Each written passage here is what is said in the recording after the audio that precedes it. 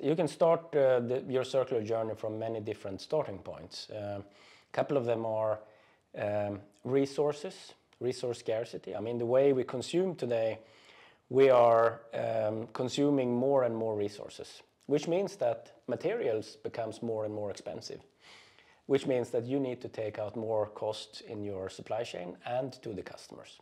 So it's not a sustainable way of driving your business. I think secondly, circularity has a huge impact on climate. You're prolonging the life of the products. You don't need to extract resources from the planet. You can reuse them, and by that also have a big impact on the climate agenda.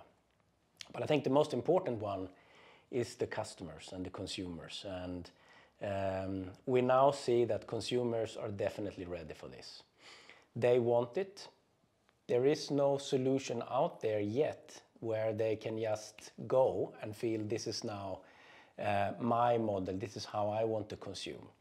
So I think there is a gap right now, and the timing is perfect, 2023, to actually launch more circular business models, more renting, leasing, subscription models for customers that want it. And it's an increasing amount of consumers out there that want to consume in this way and own less. They don't want to own as much as they do today.